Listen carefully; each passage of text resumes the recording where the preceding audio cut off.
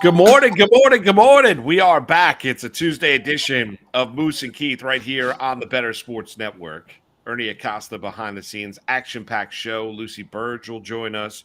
John Jastremski will join us a little bit later on this hour. We'll talk a little Colts football after the story that came out yesterday surrounding their corner, Isaiah Rodgers. Destin Adams will join us top of the 11 o'clock hour. So we got an action-packed show. Thanks for being with us right here on the Better Sports Network. Fantasy Alarm, check them out as well. Good morning, Keith. How you doing, bud?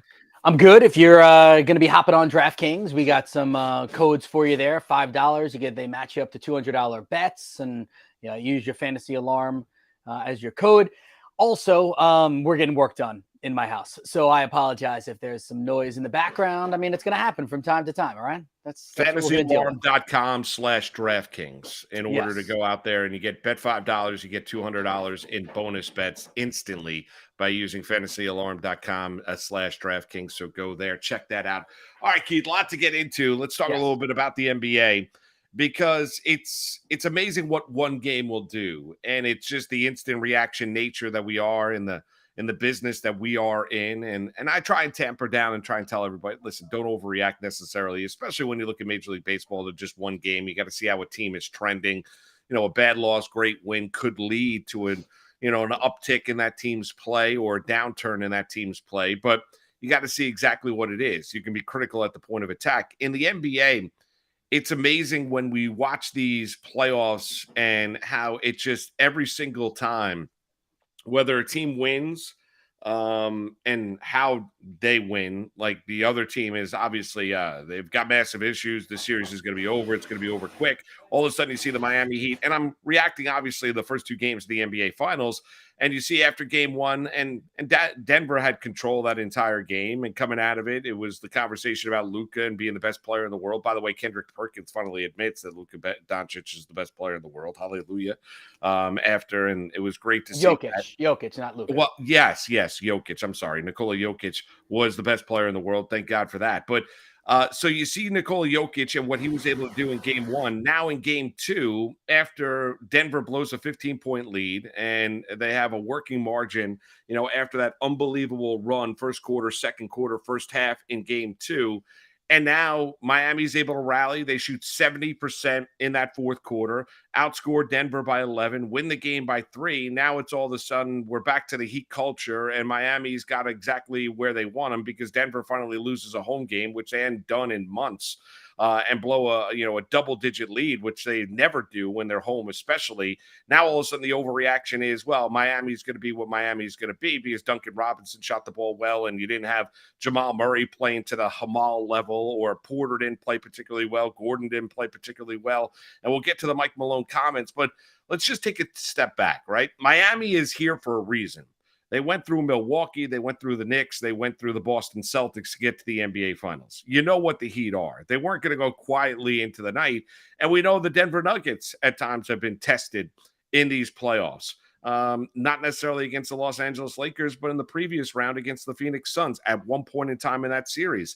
Can we have an understanding here that there is going to be a back and forth nature to this series and not overreact one way or the other? It wasn't over after game one, and the Heat don't exactly have Denver exactly where they want them after game two either. All right, so first and foremost, there's a reason why both of these teams are in the finals. They've come up clutch in the big moments, right? The Denver Nuggets, for sweeping the LA Lakers, because you just brought that up, every game was within a possession or two at the end of the game. That could have easily gone the other way and no one would have batted an eye, but the Denver Nuggets knew how to finish games when they needed to. Now, if we are really going to talk about numbers, sure, the Miami Heat have been dominant in the fourth quarter throughout this entire postseason. They're a plus 90 in the fourth quarter during this entire postseason. So they know how to close games as well. Yeah, this was always going to be a good series. The question was whether it was going to be close games that led to us going to 7 games or close games that this ends up as a 5-game series.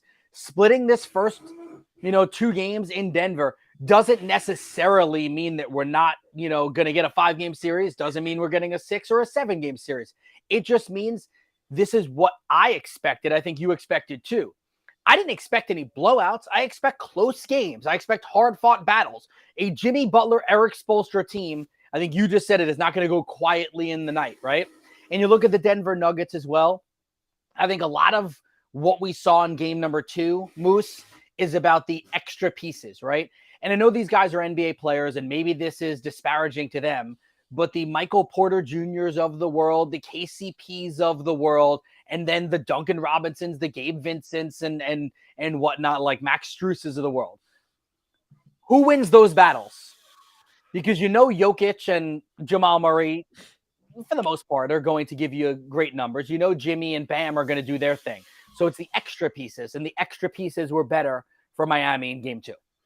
Yeah, the extra pieces were. And, I expected them. Listen, I expected the Miami Heat to bounce back after game 1. I mean, I really did. And now, as that game went along, Keith, you and I were texting, and I thought when Denver went on that run, I didn't know if necessarily Miami was going to respond. You brought up the stat about how good they are at finishing and how good they are in the fourth quarter. And maybe it was a little bit of a hangover from the 7-game series against the Boston Celtics with how poorly they shot in game 1. But we saw this Miami Heat team also go through stretches in these playoffs where they've had a game or 2 or a game and a half where they've shot really poorly from the outside before they find it once again. And got to remember, in the regular season, it wasn't like they were this unbelievable shooting team as they dealt with injuries as well.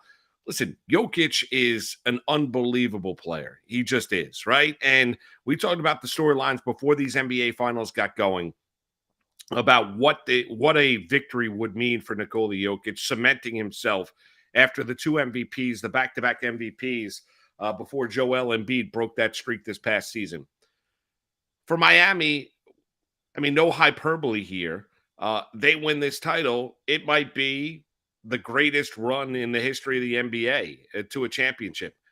Through a 1, a 5, a 2, and then a 1. Yeah. And being able to accomplish that with Jimmy Butler, Bam Adebayo, something that other NBA teams might try to replicate, but it will be impossible to replicate because of what Miami does in their program.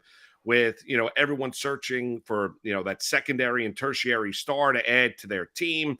The Knicks are on the search for that. Miami's doing a little bit differently because they've got Jimmy Butler and they've got Bam Adebayo. And Adebayo's played really well for his 2 games of this series. So we know the importance and what a win in the NBA Finals would mean for both programs. You mentioned it. Miami's not going to go anywhere. They're not scared. They don't play in fear. They didn't play back down to the physicality of the Knicks. And they didn't back down after Boston won 3 straight in the Eastern Conference Finals. That game 7 performance by Miami on the road in Boston. And I understand there was the Tatum injury and the Tatum ankle injury early on in that game, first Boston Celtics possession. However, Miami went into that game with not a fear, knowing that they were going to win, no fear that they were all of a sudden going to lose, and they played like it. So I didn't expect this to be a 4-game series, didn't expect it to be a 5-game series. I think this is going to be a lengthy series. I think Miami's too battle-tested to think that they're all of a sudden going to back down to the will. And even though Denver is a more talented team, it's not like they're overwhelmingly more talented to where Miami can't hang with them, because we've seen them already beat teams that were more talented than them. They just did in the Eastern Conference Finals with the Boston Celtics. I love that you brought up the rosters, because everyone just looks at Denver. They were the 1 seed in the West, and I know that they were slept on because of the Phoenix Suns of the world and whatnot in the West. But tell me another all-star besides Nikola Jokic on the Denver Nuggets roster. They don't have one. Like, Jamal Murray is awesome at basketball, but he hasn't been an all-star. I don't know Jeff Green may have made an all-star game, 10 years ago. I don't know if they have another all-star on their roster. Do they? KCP, no. Porter, no. Gordon, no. No. Right? No, that's like, it. And again, maybe Jeff Green he might have been an all-star 10 or 12 years ago, maybe. I don't remember. I think he had one good year. I think he was. I think Green might have been an all-star, but not at this stage of his career. Exactly. So they have one all-star. The Heat technically have 2 all-stars. They do. I mean, Murray, to me, I think is that caliber of player. Sure, he just never has gotten there. But yeah, no, exactly. hasn't gotten there, but I agree with you. But, we look at a player, he also raises his game to another level in the postseason. We've seen that with Jamal Murray. Yeah. No. No, I'm with you. All right, let's hear from Jimmy, because Jimmy Butler had some interesting comments about why this team is able to do what they do throughout a regular game in the first 3 quarters and then into the fourth. What is it about this specific team that makes them so resilient, especially in this run that you guys are on? I just think nobody cares on our team. We're not worried about what anybody thinks. We're so focused in on what we do well and who we are as a group that at the end of the day, that's what we fall back on. Make or miss shots, we're going to be who we are because we're not worried about anybody else. That's how it's been all year long, and that's not going to change. So that's what I think it is. I think it's the I don't give a damn factor. Yeah, they don't give a damn. I mean, Jimmy Butler and the Miami Heat, they don't give a damn at all who they're going up against. They play with an the utmost amount of confidence. So let's hear from Spoelstra, who got a little heat because of his reaction going back and forth with Ramona Shelburne. Here's Eric Spoelstra, the Heat head coach. On the left. Hey, Coach. Ramona Shelburne, ESPN. This is probably oversimplifying things, but sometimes when teams play against Jokic, you turn him into a scorer, you turn him into a passer, and he controls the game. He only had 4 assists tonight. Yeah, that's ridiculous. It's just that's the untrained eye that says something like that. This guy's an incredible player. Twice in 2 seasons, he's been the best player on this planet. You can't just say, oh, make him a scorer. Yeah, I mean, the audio is just off there. He went, listen, gets asked the question, basically, the fact let everyone else beat him, that they took away let's be honest, I mean, the multiple impact of Nikola Jokic. You make him a scorer. He's not a facilitator, not hitting open guys. You're going to give him, his 40-plus points, but take everyone else away if you stay at home with the outside shooters like KCP, like Porter, like Jamal Murray, like, Gordon to a lesser extent. If you don't double team Jokic, he's going to find the open man. He's going to find a cutter, whatever it might be. And he kind of clapped back at the question by Ramona Shelburne, who, honestly, I thought it was a fair question because it's something that we've talked about before the series started. And now it's well, that's the untrained eye. No, not necessarily, unless Ramona Shelburne basically unlocked what the Miami Heat are trying to do. So there you go. All right. So Ramona was on NBA yesterday in the afternoon, and said to the I think it was Malika Andrews or Richard Jefferson that she was talking with at the time, and said that Spoelstra actually reached out to her and apologized for his response, said that he shouldn't have answered it that way. Apparently, she knows, as she said, Spo very well. They know each other for a long time. They're good. Don't read too far into it. Secondly, I think you might be onto something. Ramona, by asking that question, just acknowledged what we all saw and what many of us were talking about before. I mean, Gelt said it. Brian Geltzeiler was on with us a week and a half ago during this big, long break for the Denver Nuggets, right? Saying that whomever the Nuggets were going to play, that's the way you beat them. Let him score 40 as long as he's not, being the main focal point for other people as well. And then I would say that the last part of it, and again, this goes back to the Giannis question about failures. You can go to times when NFL coaches get asked questions and lose their bleep as well.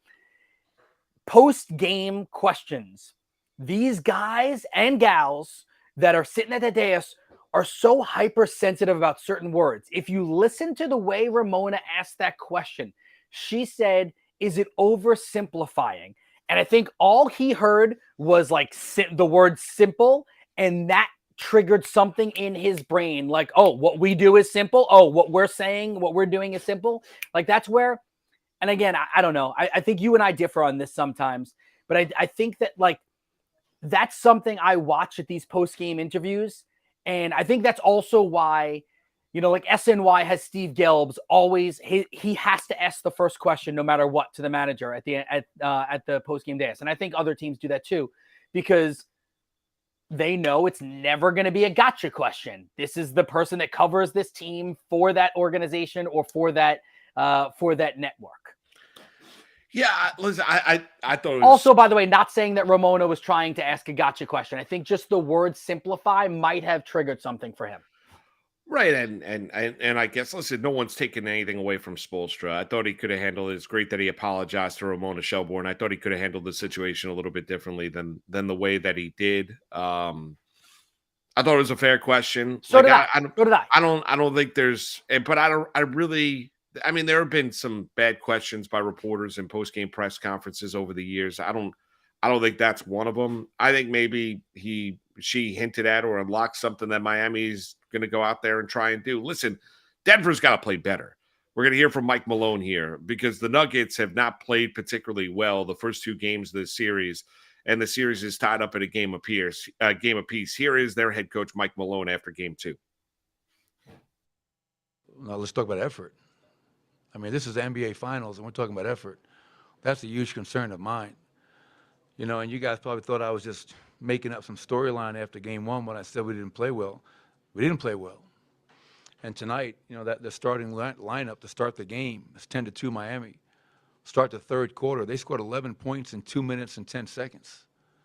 And we just got, you know, we had guys out there that were just, whether feeling sorry for themselves for not making shots or thinking they can just turn it on or off.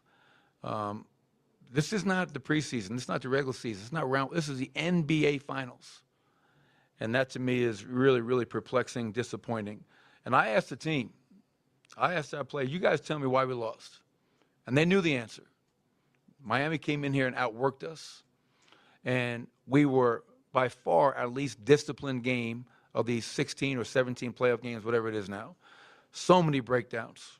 And they exploited every one of those breakdowns and scored. So if we're going to try to go down there and regain control of this series and get home court advantage back, we're going to have to outwork Miami, which we didn't do tonight, and our discipline is going to have to be off the charts. Yeah, there you have it. From Mike I mean, Malone. he read them the right. Yeah. And I think he's got his finger on the pulse of the team. I don't think they played particularly well in game 2. He basically said it, lack of effort. Maybe they thought that they were, even though Malone was saying all the right things, that, you know, we don't care that they're an 8 seed. We're not taking anybody lightly. Maybe Denver thought, or they were reading the press clippings. Maybe it's a little bit of the time off, but you know, Denver better be careful here because they're taking on a team that you got a lot of guys in this group that, you know, have fought for their NBA lives, are talented enough to be in the NBA, but have fought for their lives, led by Jimmy Butler, who didn't come into the NBA, championing the idea that he was some 21, 22-year-old guy that's going to be an absolute NBA superstar. Bam Adebayo was a nice player at Kentucky, right? No one thought he was going to be what he is. People thought he was going to be an NBA player, an NBA starter, but Bam Adebayo has evolved as a player. And, you know, he was talking about the fact that him and his mom used to live on like $12,000 a year or $25,000 a year. So he talks about pressure. He goes, this is not pressure. I'm playing a game. You don't understand what pressure is. So it's a Miami team that's well put together. They play for each other. They play a great team effort. They're smart. They're in unbelievable shape. And the moment's not going to be too big for them. I mean, that's it. So Denver better be careful here. They've got the best player on the court in Nikola Jokic. There's no question about that. They better not play around with the Miami Heat, because if they do, Miami's going to win this series. Michael Malone did this midway through the year. Remember when the Nuggets went through that little streak of they lost like 3-4 in a row after they had dominated the whole early portion of the year? You're right. He's got the pulse of this team. He knows exactly how to push this team. There are times they look complacent. And if we're being brutally honest, I'll just take us back to the Lakers series. They were clearly the better team and probably should have won most of those games by 10 points. They would get up by double digits or get up by 8-9 points, and they took their foot off the gas. And listen, if you're a Nuggets fan right now, you're hoping that this lights a fire underneath them. The Denver Nuggets are supposed to win this series. They're still, minus 300 to win this series. And it's like plus 185 for the Heat to win this series. Every conventional wisdom of thought would lead you to believe Denver wins this series in like 5-6 games, right? But if Denver's going to have these periods of, we'll play, but, like if you get those periods during these games, Miami's going to take their heart. Yeah, Miami's going to pounce on them. You're right. No doubt. Miami can win this series if Denver decides to have those types of 5-minute, 7-minute stretches. Miami can win this series. Like if everyone plays their A game, Denver's going to win the series. If Denver plays around, then Miami's going to win it. I mean, they just are. And Miami might put a point. Here's the other thing. I don't know how Denver's going to react when they hit a pressure point. We've Good seen point. Miami react when they've hit a pressure point. We saw it in the Celtics series. And they easily could have won game 6, had a crushing loss in game 6, and then went up to Boston in game 7 and handled business to march on to the NBA Finals. That tells you all you need to know about the Miami Heat. So I'd be a little bit leery if I'm the Denver Nuggets here, and better come out in game 3 with my A-plus performance against the Miami Heat, because then all of a sudden I'm down 2-1, or say I'm down 3-2 going back to Miami for a game 6. I don't know how Denver's going to react. I think Jokic would play well. I don't know how Porter, Gordon, Jamal Murray. I think Murray would react well. I don't know how the other guys on that team are going to necessarily react in that point. Caldwell Pope, even though he won an NBA title with the Los Angeles Lakers, that would be the interesting thing to me. You know what's crazy is we've gone 21 minutes of talking about this game and haven't even discussed game 2, the final shot for Jamal Murray, right? Because, again, I like conventional wisdom. I like using that phrase, and I'm going to use it again right now. Conventional wisdom is Spoelstra and the Heat probably should have fouled and not even allowed Jamal Murray to ever get a chance at a three-pointer, put him to the free throw line, play the free throw game. Denver, I thought, for what they did, fantastic. Working a high screen, Jokic sets the screen, forces a switch. Now the switch ends up being Butler on Murray, which actually works for Miami because Butler's a good defender. Murray got a pretty good look. That could have dropped. We could be heading to overtime, and who knows how this series changes. I was surprised in that. I was not surprised that Denver didn't call the timeout.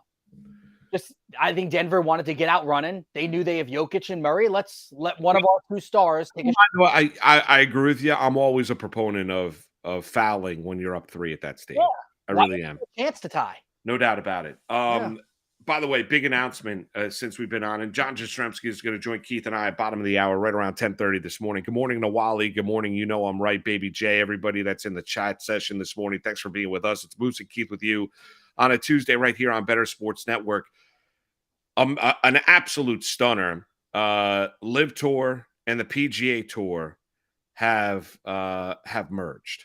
So it's crazy. It is absolutely and completely amazing. So the PGA Tour announced that they've agreed to merge with the Saudi-backed rival, a Live Tour. And we understand, listen, it wasn't outside of the majors. When you're looking at regular PGA events, the stars were missing. It wasn't working for the PGA. And if you look at the ratings across the country for the Live Tour, Keith, it wasn't working for the Live Tour either.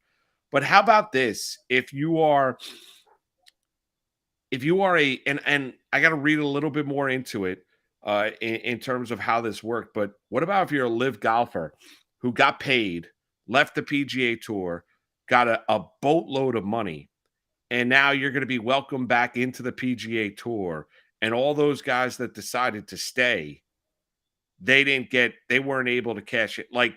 How upset must you be if you're Rory McIlroy or one of these PGA Tour golfers? Not saying that they didn't do the right thing. Sure. I'm not saying that. They did what they thought was the right thing, yes. They did what they thought was the right thing at the time, right? But all the Live golfers, Sergio Garcia, that took the money and left and joined the Live Tour, are now going to be back involved in the PGA Tour. Now, what I want to know, again, this is breaking news. We definitely need more information before we go too far into it. Like, some of the questions I would have are this merge. All those Live golfers immediately are just back on the PGA Tour. Do they have to earn anything back? Like, I'd like to know that because not everyone on the Live Tour were the best golfers. So like there were some, for lack of a better way to say it, like bottom feeders, right? Like some guys that were on the cusp of being on the PGA Tour. What's the name of this going to be? Are we sure that this is this merging and it's called the PGA Tour again and Live Golf is back? Is there going to be a new name? I'm also seeing that the European DP World Tour is going to be part of this merge. So I think there's a lot of questions here. So here's the and maybe you have some answers. Go ahead. No, I don't know if I have answers. I'll read a statement, the press release from the PGA Tour Commissioner Jay Moynihan. After 2 years of disruption and distraction, this is a historic day for the game we all know and love. The transformational partnership recognizes the immeasurable strength of the PGA Tour's history, legacy, and pro-competitive model and combines it with the DP World Tour and LIV, including the team golf concept to create an organization that will benefit golf's players, commercials, and charitable partners and fans. Going forward, fans can be confident that we will collectively deliver on the promises we've always made to promote competition of the best in professional golf, and that we are committed to securing and driving the game's future. You nailed it. PGA Tour realized they needed some of those stars, and it's not working without some of those guys. I think that's definitely part of it. That would be one of my first reactions to that, was that not having guys that are now winning majors, even though they're live golfers, or finishing top 10 in these PGA Tour championship events and these major. Yeah, wow. Okay. All right, so under the terms of the agreement, the board of directors of the new entity will oversee and direct all of the new entity's golf-related commercial operations, businesses, and investments. The new entity will work to ensure a cohesive schedule of events that will be exciting for fans, sponsors, and all stakeholders. PIF will initially be the exclusive investor in the new entity alongside the PGA Tour, LIV Golf, and DP World Tour. Going forward, PIF will have the exclusive rights to further invest in the new entity, including a right of first refusal of any capital that may be invested in the new entity, including the PGA Tour, LIV, and DP World Tour. The PGA Tour will appoint a majority of the board and hold a majority voting interest in the combined entity. So PGA Tour, so there's going to be a board. So PGA Tour will yet to be named entity, but the PGA Tour now will handle and oversee and will be basically the decision maker. Or whoever is named to that board, those individuals will be named by the PGA Tour, the majority of them. I wonder if Greg Norman ends up on that board. He's not part of the statement. I don't see him anywhere here. Okay.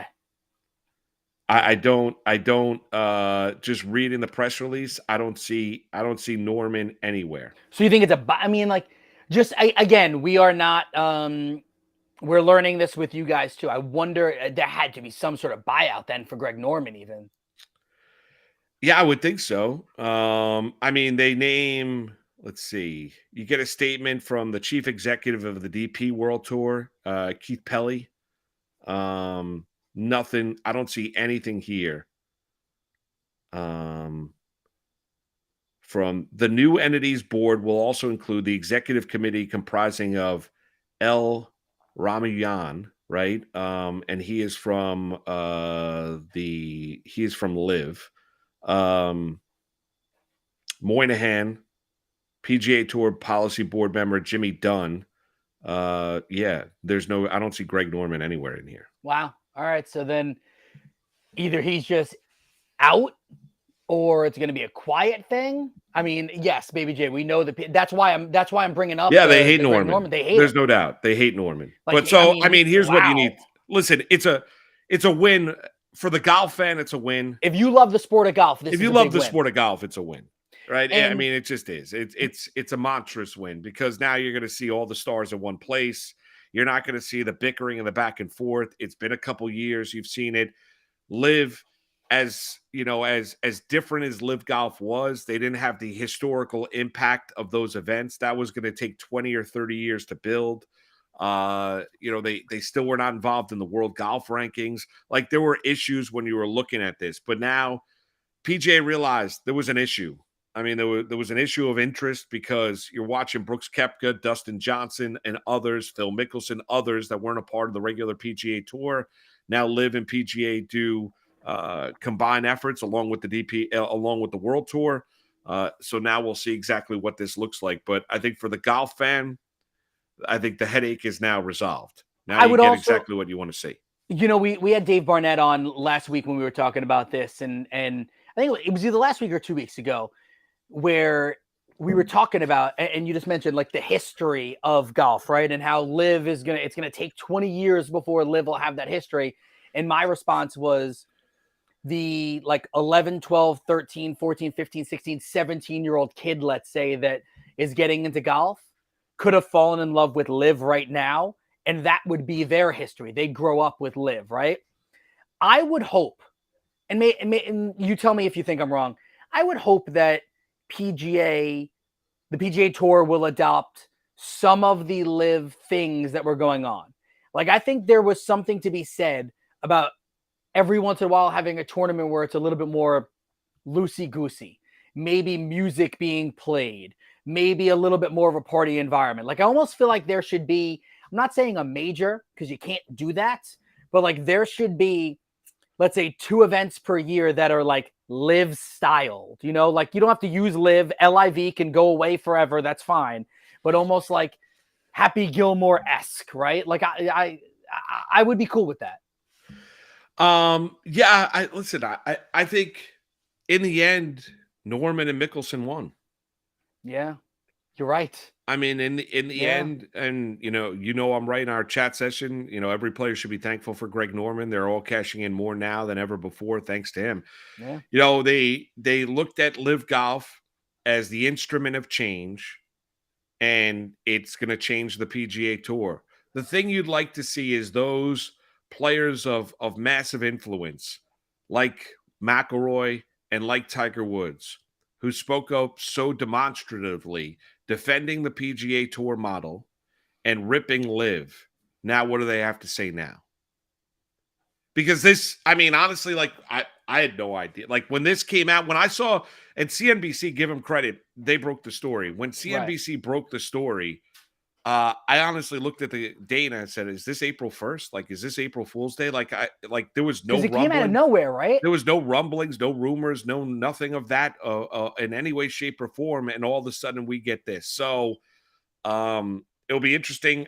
This is going to be a huge part and topic of conversation, not only today, but for a long time here. And how exactly does this look? I think outside of the big money players, when you look at the live players who cashed in, when you look at Mickelson, when you look at Norman, when you look at Rory McIlroy, and when you look at, say, a Tiger Woods, the people of massive influence, I think for us at home, Joe and Jane Q public that are sitting there watching a golf tournament at home, in the end, you get what you want because you're going to be able to watch the world's best golfers competing against each other and not having the rivalry, not having the split like you've had here. So in the end, the golf fan wins. It's going to be fascinating to see how this looks. And this all broke within the last 15, 20 minutes. Amazing. Final statement in there was all parties will work in the months to come to finalize terms of the agreement with details to be announced in due course. There you go. Wow.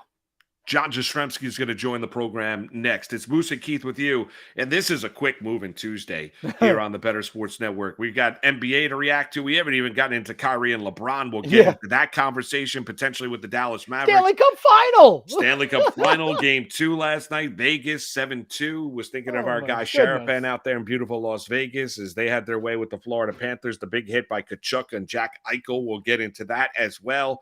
And a big story out of Indianapolis with Colts corner Isaiah Rodgers. We'll touch upon that top of the 11 o'clock hour. He's Keith Arizari. I'm Mark Malusis. The show is Moose and Keith right here on a Tuesday, Better Sports Network.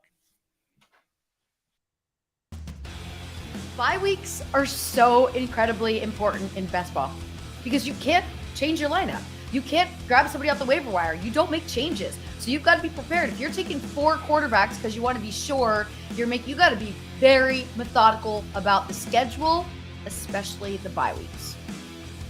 Yeah, that's a good point by you because I don't, in redraft leagues and in especially in dynasty leagues, I don't give a damn about bye weeks in a dynasty league. I'm taking the talent that I need.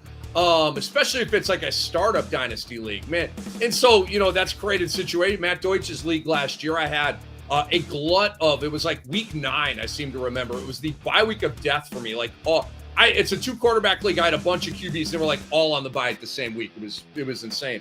At best ball, you've got to really be strategic about that. And it's almost more important than the statistics that you might put next to the player as the bye week to let you know, no, I can't go there because I got this guy, this guy, and this guy already. You have an opportunity to get a quarterback you want, but your first 2 have the same bye week. You just can't do that to yourself. You have to be thinking it through. I do pay attention to bye weeks in my drafts. I just do. It makes me a lot less of a struggle bus situation when it comes to Buymageddon. I don't want to have 4 players. I don't want to have all my wide receivers to just be playing scrubs. I don't want to have to get rid of a player that I like, that's healthy, that's performing for me just because out of desperation.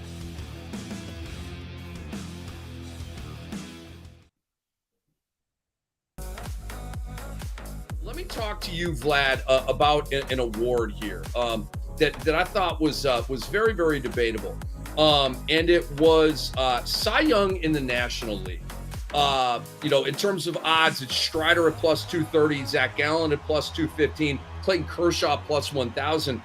Clayton Kershaw, to me, his numbers are phenomenal and better, or at least right there with these other two. Strider was my preseason pick to win the award.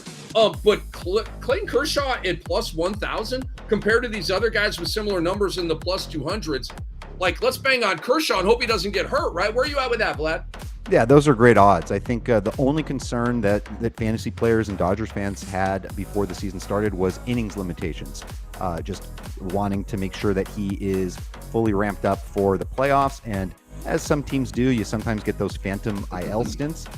And we might see that sometime maybe around the All-Star break with Kershaw, just to preserve his arm over the second half of the season. But man, he's a great pick. If you're telling me those are the odds, that's really, really nice. I do love your Spencer Strider pick. I think that's what I would have done in the preseason and bet on him. He's an absolute beast. So, but Clayton Kershaw at plus 1,000, those are phenomenal odds. And you mentioned Zach Gallen.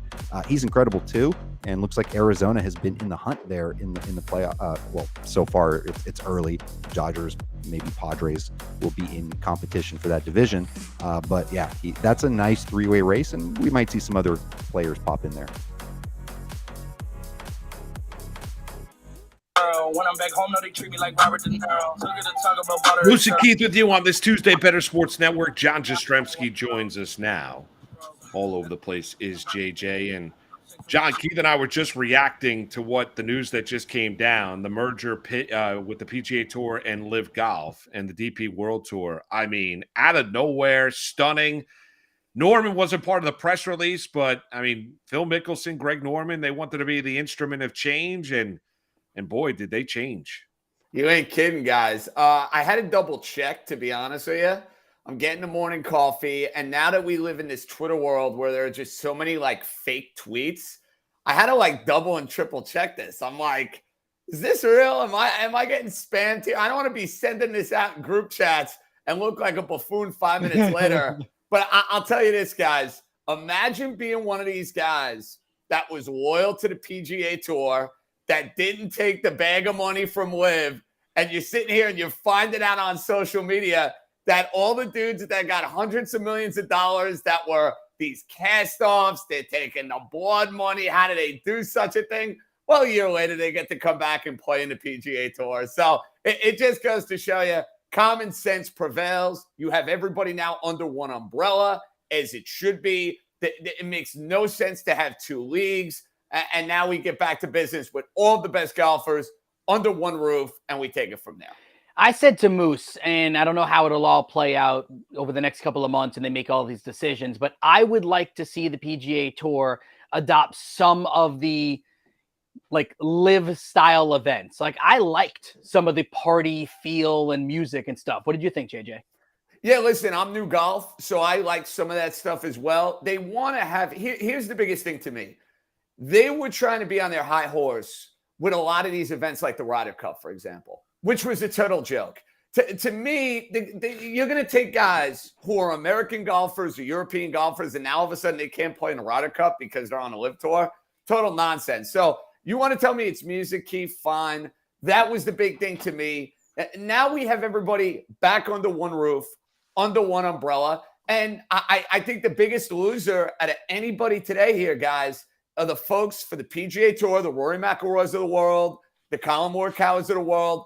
They thought, quote unquote, they were doing the right thing by staying loyal to the PGA Tour, and they just basically ended up missing out on hundreds of millions of dollars. Now, again, nobody's feeling sorry for these guys at the end of the day. They're going to make their money. They're going to have their marketing opportunities. They're going to have their financial opportunities. Yeah, but like you're talking about, okay, so bring up an example like Will Zalatoris, right? Fred Yes. Couples mentioned he turned down $130 million to join Live. He's made $15 million in his career. Now, listen, $15 million is a lot of money. No one's going to scoff at making $15 million. However, if you're one of these guys that remain loyal to the PGA Tour, Like, and you spoke out because there was no wind of any of these negotiations whatsoever. Those guys have got to be royally pissed off. I would be. Moose, Yeah. if you were in that position, I were in that position, Keith, you're in that position. Yeah. Now, listen, for me personally, I'm like, well, Will Zalatoris, I feel for you. Lost out on $80 million. You still got $15 million in the bank. You know what I mean? So it's not like he's singing for his supper, Moose. But at the end of the day here, these players, they're all blindsided by this because you nailed it. Normally, when something like this is going down, you would think like the top stars within the tour, hey, this is about to go down. That's about to go down. When Colin Morikawa, who was one of the guys that was rumored about going to live about a year and a half ago, it's like, yeah, nice to find out via social media. Nice to find out via Twitter. They're all stunned by this. I mean, I think everybody is. But again, this was the result that to me was going to come down the pike because ultimately it just made sense for golf. It just shows how spineless the PGA Tour is, though. That's really what it boils down to. Their leadership is incredibly spineless. Yeah, no doubt about it, unquestionably. All right, JJ, let's move on from this and get your thoughts. A number of things to hit upon with you. How about the NBA Finals? Keith and I kicked off the program tonight, this morning, talking about Game 2 of the NBA Finals. Not to overreact, Miami wasn't going to go quietly into the night. They've already beat Milwaukee, they beat Boston, they beat the Knicks. To think that all of a sudden they were going to get swept away by the Denver Nuggets. What's your big takeaway? First two games here. Malone critical of his team's performance. Jokic has been brilliant. But we're tied up at a game apiece going back down to Miami for Game 3. It's so fascinating, guys, with Denver. The difference in their team when Jokic scores a ton of points as opposed to Jokic being the distributor, the point forward center, whatever you want to call it. Look at their record when he goes for 40-plus points in the NBA playoffs. That's when all of a sudden the Denver Nuggets don't win because it just goes to show they're not getting that secondary source of scoring from other guys. And I'm right there with you. I thought Miami would fight them to the death. Miami has been a thorn in everybody's side in this postseason. They knocked off Giannis in 5 games. They went into Boston after losing 3 straight, after losing the most heartbreaking Game 6 imaginable, and they go and win Game 7 by 30-plus points on the road. That team has chutzpah, fellas. They will be heard from in this series. Now, I think from a talent standpoint, when both teams are playing at their best, Denver's a better team. Denver has more ways to beat you. Denver is bigger. I think Denver is more prolific from the three-point arc. I know Miami shot it great from 3 this entire postseason, but Denver, it just feels like the looks are easier. The shots are easier. Maybe that's Jokic setting them up and whatnot. I picked Denver in 6 at the start of this series, and I'm not backing off of that one, guys. I think they split the next 2 games. I think Denver will get back to winning ways at home. Remember, this is the first time they lost a home game in this postseason, and I think this series ends in 6. I'm going to say good series, fun series, Nuggets in 6. I'm same boat right there. I picked 6 before the series. I'm going to stick with it as well. I think Miami will find a way to win one more game. What do you think is going to be the prevailing thoughts about this NBA Finals? Let's say Denver does win in 6. What does this do for the Nuggets and for Jokic? I think it catapults Jokic to the best player in the NBA, right? I mean, I know Giannis is there. I know Steph Curry is there. Who's playing better than Jokic? I mean, you think about you could have made the argument he could have won the MVP again this year. The guy is an absolute freak. And what I'm happy about with Denver now, guys, is that Jokic is getting the sort of attention and praise and respect that he's deserved over the last couple of years. Because I feel like he hasn't gotten it, for somebody that's been in that MVP conversation, for somebody that has put up those sort of numbers, it feels like he's kind of been slighted a little bit. Oh, let me see his team win. Are they empty statistics? Well, I think watching this guy now play, he's fantastic. And I'm glad that he's getting this national spotlight. I know he was in the conference finals in the bubble. Ratings were way down that year. You had way too much competition. Last year, they get bounced in the first round. 2021, they're in the second round. So I think Denver winning this title kind of puts Jokic in that, hey, I'm as good as anybody in the league right there. JJ, what would a Heat victory do? What would it mean? I think I said it earlier this hour, JJ, and it's not hyperbole. I think it might be the greatest championship run in the history of the NBA. Like to go through Milwaukee, the Knicks, Boston, and then beating Denver as part of the play-in tournament and an 8 seed. I don't think you can find a run that's actually better than that. What would a Heat victory mean? Yeah, I'm right there with you. And think about this with Miami. We're giving them all the praise, and we're like, yeah, they weren't a real 8 seed. And they have all of this playoff experience and pedigree, and that's true. They were down, I want to say 5 points with like 5 minutes to go to the Chicago Bulls, who stink, in the play-in tournament. And think about how they have shifted over the last few months from that team to the team that's 1-1, regaining home court advantage in Game 3 of the NBA Finals. And this playoff run, it's not like they got an easy draw. I know you want to tell me Milwaukee was beat up. They beat Milwaukee in 5 games. They won Game 5 in Milwaukee. Found a way to win that game. Knicks, red hot. They beat them in 6 games. And to me, if Jimmy Butler is not hurt in Game 2, Miami probably sweeps the Knicks in 4 straight games. And in the Boston series, everyone was saying Boston's a team to beat all year. And Miami goes up 3-0. They lose 3 straight. And then nobody wins Game 7s in the Boston Garden. They not only go and win a Game 7, they win by 30 points in a game number 7. They got stones. And I hate the Heat. Like, as a Knicks fan, like Alonzo Mourning, Tim Hardaway, Pat Riley, I detested the Heat as a kid. I'm not going to lie. I like this team. They're very likable. They're very easy to root for. How do you not root for Jimmy Butler? How do you not root for guys like Kevin Love and Strus and Vincent? Spoelstra, for my money, and I know Popovich is still there. Listen, Popovich's on the way out. Maybe not with Wemby, Victor or Wemby, whatever we're calling this phenom from Fred's coming in. I'll get his name right in the next couple months. Maybe that keeps Pop around a little longer, but I mean, guys, find me a coach in the NBA you'd rather have leading your squad than Eric Spoelstra. I mean, I can't find one. I like what you said there, too, because the 3 of us are Knicks fans, and Moose has routinely talked about his hatred or disdain for the Miami Heat. And I don't find myself rooting for the Heat, although I rooted for the Heat over the Celtics because I won't root for anything Boston. With that, I'm with you, JJ. This collection of Miami Heat, like this team is really, really likable. They play the game the right way, guys. I mean, they do. Yeah. They find the open man. They have interchangeable parts on the roster. I mean, think about Duncan Robinson. Duncan Robinson going into the playoffs, people were looking at him as like one of the worst contracts in the NBA. All of a sudden, they dust him off the bench. They get him from out of the rotation to in the rotation. And now they're probably going to trade Duncan Robinson and get something back in return for, they said, a contract that was immovable. There's no way you're going to be able to get around that. We hear this all the time. It's lame. I get sick of talking about it and whatnot. That Heat culture that they got going on down there, it's real. It is 100% real. You can't argue it any other way. Yeah.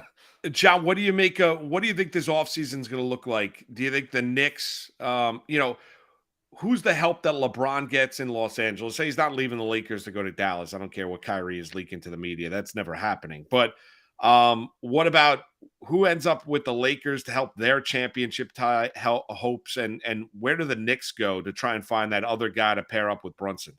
So the problem the Lakers are going to run into, starting with them, if they want to keep guys like Austin Reeves, who was great for them, and Hachimura, who was great for them, and kind of transform their team in the second half of the year, I don't know, Moose, where you're upgrading the roster in other places. Now, maybe that's vet minimums. Maybe you get guys that, hey, they're enticed by the idea of coming to play in Los Angeles.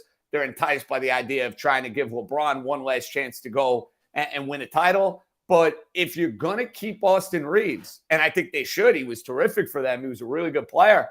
Austin Reeves is going to be looking for $100 million. I know that sounds crazy, but like that's the going rate of doing business in the NBA. He's going to get that. Hachimura is going to get his money. Do the Lakers want to take care of him? So if you take care of those two guys, kind of strapped from a salary cap standpoint, Knicks are in a weird spot because I want no part of Karl Anthony Towns.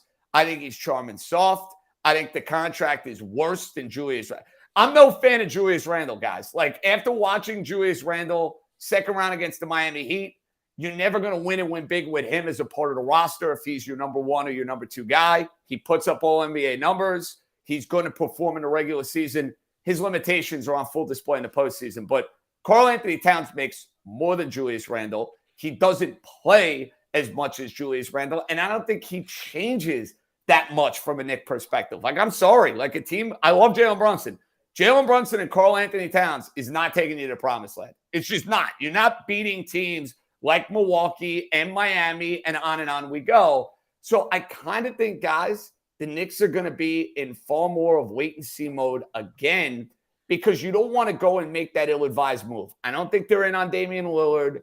I don't think, and I don't think they should be, in on Karl Anthony Towns. So maybe it's adding a wing. Maybe it's just trying to complement what you have on the roster. I think they got to re-sign Josh Hart, who was a big key for what they did in the second half of the year. And the problem you run into from a Knicks standpoint is they go and bring back basically the same team they had last year, and they try to tweak it, add the shooter here, add the shooter there. I don't know if they're one of the 4 best teams in the Eastern Conference. I don't know if they're a team that's going to get back to the same point they were at last year. But you, I think, would rather take a minor step back than go and try and swing for the fences and make an ill-advised move that torpedoes your chances over the next few years. So if there's a guy out there that can change the fabric that puts them in a championship window, do it. I just don't know who that guy is going to be for them this offseason with kind of where they stand. JJ, no, you got to run, but really quickly in like 30 seconds, what are you hearing about Aaron Judge? Say a prayer. I hope he's not going to be out for the next couple of weeks, Keith. I mean, I don't have a medical degree behind me, so hopefully we're not talking about a broken toe and we're not talking about Aaron Judge missing time, because I think you guys have seen over the last few weeks when he goes, the Yankees go. Well, and John, here's the deal. Outside of Ohtani, and Acuna has been great this year with the Braves, I get it. I mean, he's the best player in baseball. I mean, he's the best, and he's when he plays, he's a must-watch at bat for the Yankees. You know, you saw the difference in their team, and not only the difference, just the watchability of their team. You watch the Yankees without Judge, you're like, oh boy, no fun. John Jastremski hosts the New York podcast, Ringer, Spotify. Check him out there. He's always on SNY as well. Baseball Night in New York on Sports Night too. JJ, we appreciate the time. Thanks for cutting it out for us here on this Tuesday morning, and we'll chat again soon. All right, brother? Boys, my pleasure. It's good not to be PGA golfers that, they didn't take the bag. Imagine them waking up this morning. At least that's not us. Yeah, no, unbelievable. John, thanks, man. See ya. Later, JJ. They had no idea. I mean, the latest reporting as it was going on, and latest things. Number one, Norman found out about the merger right before an interview on CNBC to announce the merger. How does Norman get left in the dark like that? I don't know. So Norman, but Moynihan did not discuss it with PGA players either. I saw a number. How heated are some of those guys right now? They got to be stunned. They got to be angry. I mean, there's no doubt. Pat Perry's going to join us from around 11:15, I think. Yeah, or Tour Junkie is going to join us right around 11:15 this morning. If you're just joining us, Moose and Keith with you on this Tuesday on the Better Sports Network, and the big breaking news is that Live Golf, the DP World Tour, and the PGA Tour have decided to merge. I wonder what the financial figures is. Now everybody that was up in arms about, the Saudi-backed Live Tour, now the PGA Tour is now merged with the Live Tour. So, I mean, that is stunning in nature. I think for the golf fan, I think you have to be happy with it.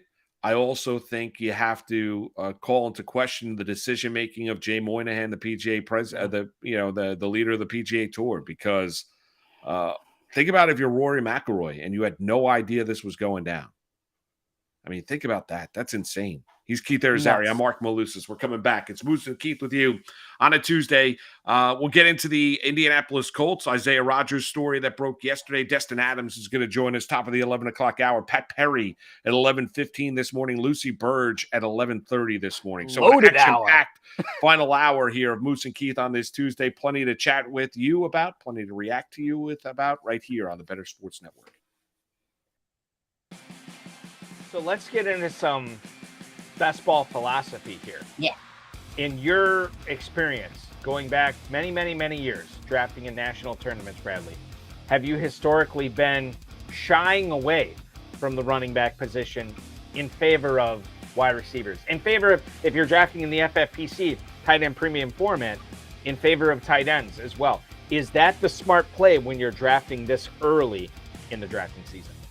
Yeah, so taking value is going to be huge, and looking at like running backs and wide receivers, like you want to take a look at how the structure is. So you mentioned earlier the FFPC has a couple different types, like they've got super flex and one quarterback, and so that's going to change your strategy a little bit if you have only 2 wide receivers or if you're drafting 3 wide receivers. And of course, the PPR is a different aspect compared to other formats or other tournaments.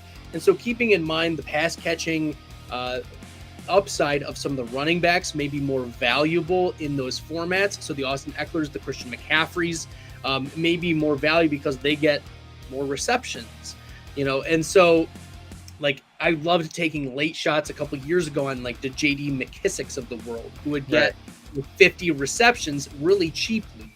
So that's something to consider. But when it comes to like overall value, like you're drafting, you're in the middle of a draft, and you just noticed that, I don't know, maybe it's Chris Godwin has fallen 14 spots, but Chris Godwin was not in your plans to be drafting. Like maybe you don't have a strong player take on Chris Godwin, or we're not like, my take is that I don't think the Bucs are going to be particularly good this year. But for him to be dropping, let's say 14 spots, is more than a full round. And based on the data that we've seen, if you get to draft a player more than 12 spots ahead or behind ADP, so they drop 12 or more spots, you have an 84% edge over the rest of the tournament players who are drafting this player. Because typically this player isn't going to drop.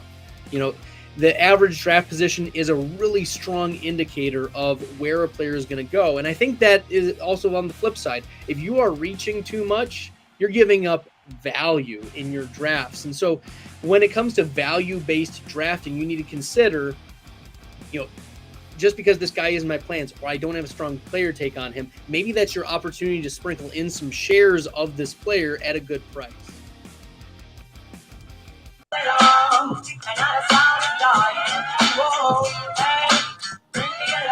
Moose and Keith with you. We're going to chat a little Colts football. Well, really the Isaiah Rodgers story that came out yesterday with Destin Adams going to join us. And got to give Keith a lot of credit this morning because he's got construction basically going on right behind the wall and the TV monitor that's behind him. They're redoing one of his bathrooms. So he's basically like, not only is he an on-air talent today, he's like an audio technician because he's riding the levels of his microphone. You can tell? You can tell I'm doing it? Yes, there's no doubt about it. Yeah. Well, I've heard construction before. I know the sound of when, they're drilling holes into a wall or ripping down a wall, whatever it might be. And I'm giving you a ton of credit for what you're doing this morning.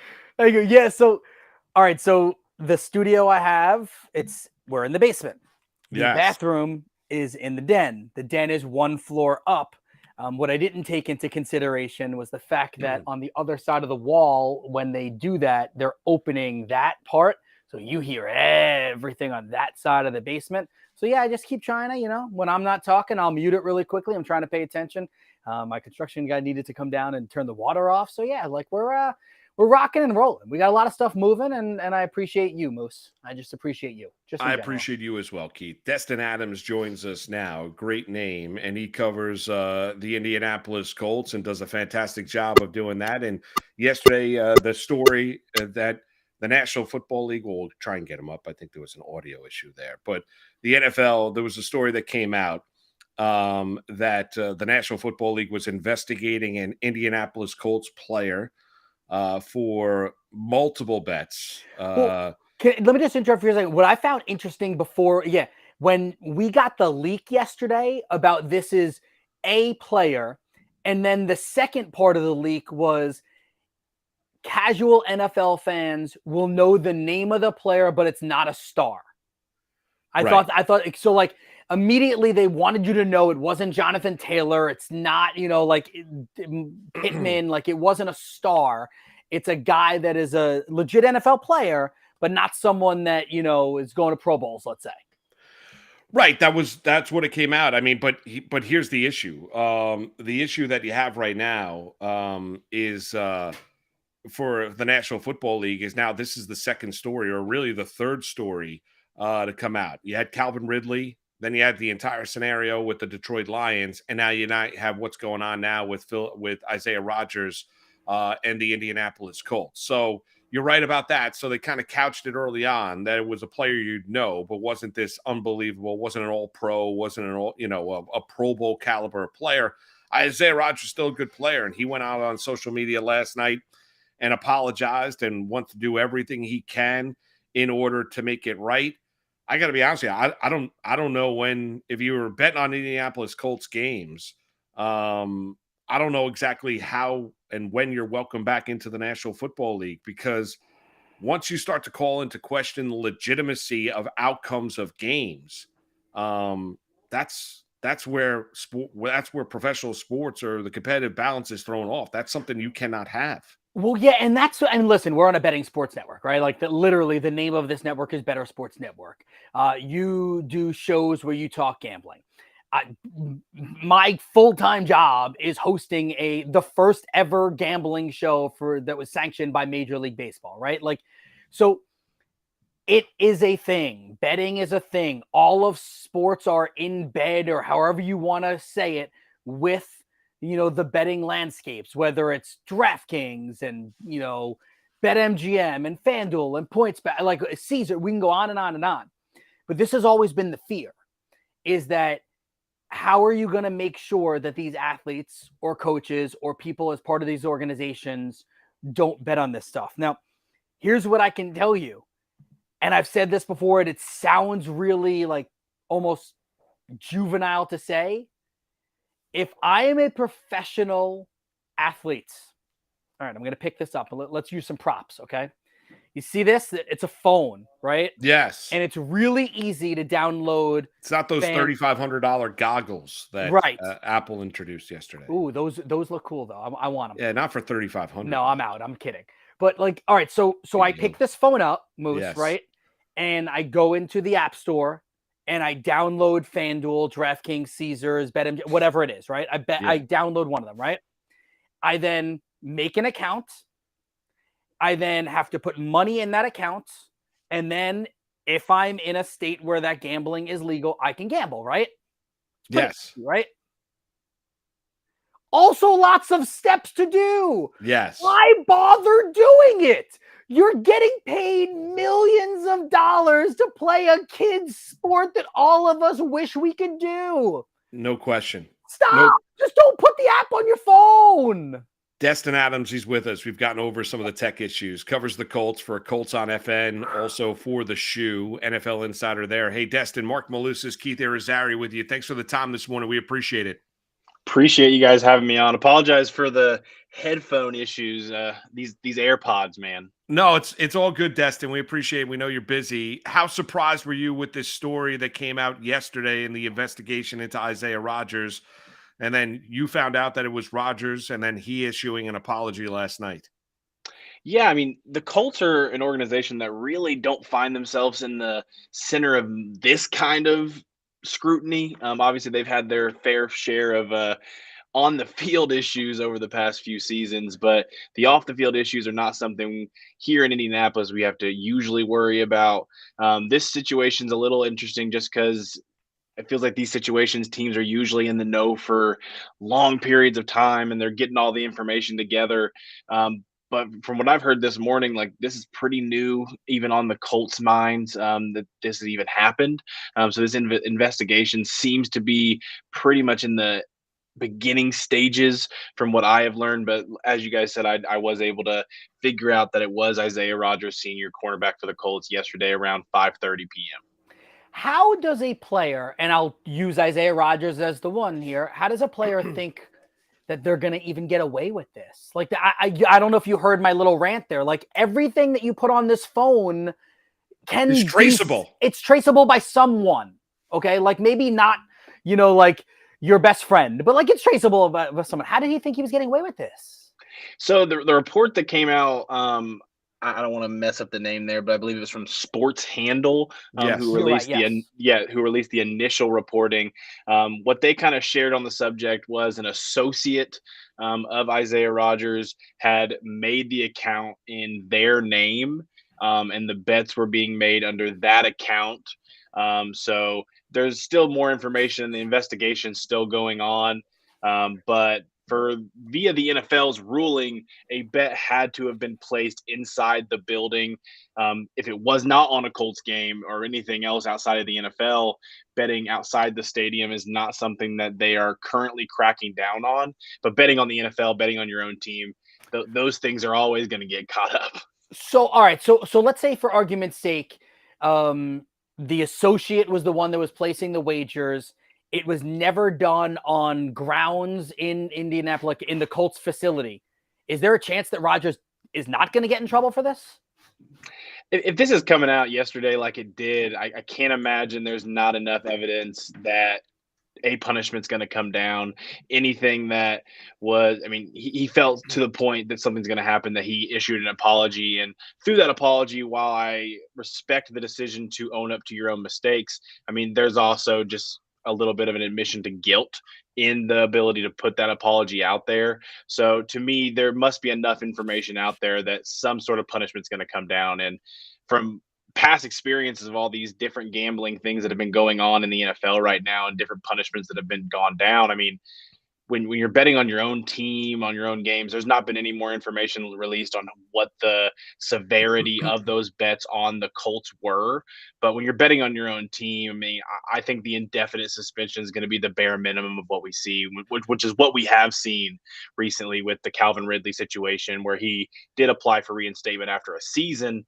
But I think that indefinite suspension is probably what to expect. We're chatting with Destin Adams here, talking about the Indianapolis Colts and everything around Isaiah Rogers Sr. Destin, you're around the team. I've never met Isaiah Rogers. You're around the team. Are you surprised that he's caught up in this?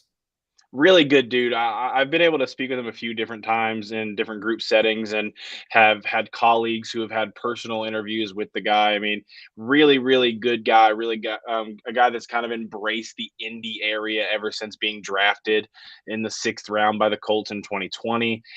Definitely was shocked when I heard that was who it was. But I think everybody can get caught up in different things at different times, and the gambling world is growing more and more every year. And I mean, the NFL teams have different partnerships with these things, and I'm not really sure of the severity of his situation personally, but addiction comes in so many different ways and different areas. So gambling addiction is definitely one area of that, but I'm not sure if that is his story or not. How do you think this is going to affect this entire offseason now for the Colts? Yes, I mean, Isaiah Rogers, to many outside of Colts fans or people in the Indy area, may not think that this is a huge name, but I don't want to play down the severity of this for the Colts roster. The corner room as a whole was already pretty thin, and there were debates inside that Isaiah Rogers coming in was probably the most likely cornerback one on the outside for the team going into camp. And they did draft 3 rookie corners during this last draft. They took Julius Brents in the 2nd, Darius Rush in the 5th, and Jalen Jones in the 7th. 3 guys that I had, each of them ranked higher than they went for the Colts on my personal draft board. But the going into the process of drafting, from what I've heard today, the team had no knowledge of the Isaiah Rogers situation when the draft went on. So those 3 picks were made because of the players themselves, not because of this Rodgers situation. But going into training camp here soon, Isaiah Rogers was viewed as the cornerback 1. So there's going to be a lot of expectations on these rookies going forward. Destin, 2 more before you outside of this situation. I want to ask you about Anthony Richardson. Obviously, unbelievably talented. The Colts have brought in veteran quarterbacks, missed with Carson Wentz, who everybody's missed on as of late. Matt Ryan last year. Now he's going to be working with Keith over at CBS. So Matt Ryan's done, even though he's not officially retired. What do you make of Anthony Richardson? Do you think he's the starter week 1? Clearly an unbelievably talented young man. Yeah, I mean, I don't think the Colts looked at Anthony Richardson as the quote unquote project that I think some people have. So I think inside the building, I think the hope is you go into training camp, you go through the process, and he just looks so talented early on that you have to play in week one. I don't think they feel pressure to throw him out there early. I think they're going to let it all roll through. Gardner Minshew's had the majority of first team snaps so far, but they have mixed in Anthony Richardson already. And there's just already a sense of relief in this locker room that the Colts finally went this route. They had gone the retread route over and over again since the retirement of Andrew Luck, which if Colts fans are listening to your thing, you're going to have to put a sadness disclaimer in it because I said his name, Andrew Luck.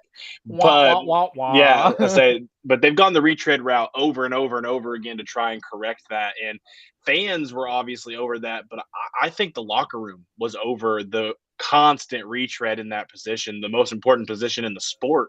So you go out, you take a guy at 4. That's a pretty high draft pick in the NFL nowadays. So to go quarterback, I feel like my expectation is I think he is going to be out there week one. I think the talent is there. I think the roster is young enough right now that they're going to let some of these young guys learn on the fly. And I think Anthony Richardson gives the team the best chance in the long term of getting those guys all around him to the speed that they need to get to be contenders again. From a fantasy standpoint, last year, widely renowned number 1 overall pick was Jonathan Taylor. It did not go well for fantasy managers because of injuries. Make your case. Tell me, where should Jonathan Taylor be drafted this year? Yeah, I mean, if you're in a standard fantasy league, there's so many different versions of fantasy football nowadays. Sure. So assuming this isn't a super flex or anything like that, when you're looking at Jonathan Taylor, I think a lot of the things that went into last year had to do with the passing game of the Colts, which had been up and down over the past few seasons, was more stagnant than it had ever been. So it made it easier for defenses to hone in on Jonathan Taylor, hone in on the run game as a whole, and force Matt Ryan, Sam Ellinger, Nick Foles to beat you. And as we saw last year, those 3 weren't going to do that. So when it comes to Jonathan Taylor this season, I've heard that his injury is going along well. He has new representation, working on a new contract. So my expectation is he'll probably be playing on a new contract when the season comes around. So I believe he's going to be ready to go. I think health-wise, I think Jonathan Taylor is going to be closer to what we saw 2 seasons ago than what we had to see last year. So although I don't think we're going to see him as the consensus 1-1 again this year, I would not hesitate at all to take Jonathan Taylor anywhere from that 1-2 to 1-5 range, depending on your fantasy scoring system. Destin Adams, hit him up on Twitter at the Destin Adams, covers the Colts on Colts FN and NFL Insider for the Shoe. Destin, close it out here, Rodgers, because that's where you opened up the conversation. You mentioned indefinite suspension. Let me throw this. Would you be surprised if the news is that he was betting on Colts games, win or lose does not matter, that there's a potential that he gets a lifetime ban? It'll be interesting. I know that the Calvin Ridley situation, which the NFL is all about just comparing recent events. So I know the Calvin Ridley situation, a parlay that he had done included a Falcons game.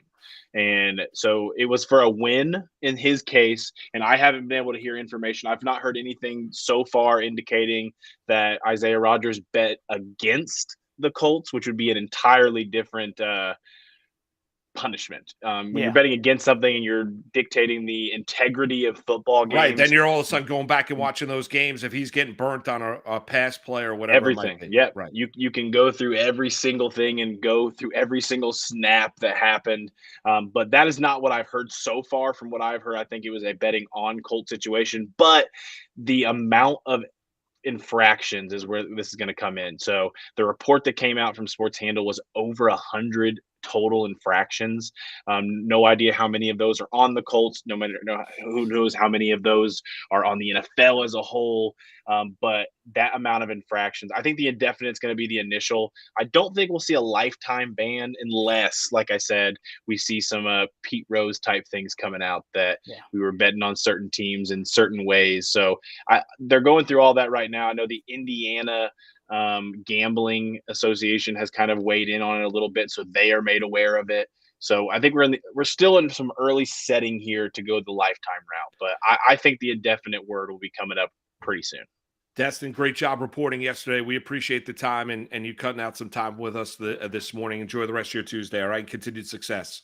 Anytime. Appreciate you guys. You got it. Destin Adams. Great Check him stuff, out. man. Yeah. Covers the Indianapolis Colts, and we'll see exactly where the story goes with Isaiah Rodgers Sr. Let's transition quickly because Pat Perry's with us, Tour Junkies, because the big news this morning. And Pat, thanks for making yourself available for us because stunner. I mean, Keith and I are open up the show talking about the NBA Finals and talking about Denver, Miami. Last thing I ever thought we were going to get was an announcement this morning on CNBC that the PGA Tour is merging with LIV and the DP World Tour. What's your initial reaction? How stunned are you? Just absolutely nuts. It's crazy. I'm a 1 coffee cup a morning person, but I'm on my second coffee right now. It is good, though. It is good. And listen, of all weeks, DB, my partner in crime, is on vacation this week, and they got to drop this. I mean, he handles all the social media and Twitter stuff. What am I supposed to do? So I got to get out there and talk about this, and I love it. I think it is there's a lot that we need to learn about this because the statements are coming out, and I'm still trying to kind of read through those. But I do think my initial reaction is it's great for the game. I think, the whole division of, between the players and all of that has been bad for this game. I think this is going to be a good thing, but still a lot remains to be seen on how they're going to do this merger. They even mentioned specifically the team concept as being something that they're going to kind of grab hold of. I think the biggest thing, too, is the players had no clue. I've already texted with some caddies this morning. I've texted with a few players, one on LIV, one on the PGA Tour. Both of them had zero clue that this was happening. Actually, the LIV player did say he thought it was kind of in the works for a couple of years now since they started this, but he didn't realize this was getting announced today. So it's a shocker just across the board, whether you cover golf, whether you're a player, whatever. It is just shocking news today.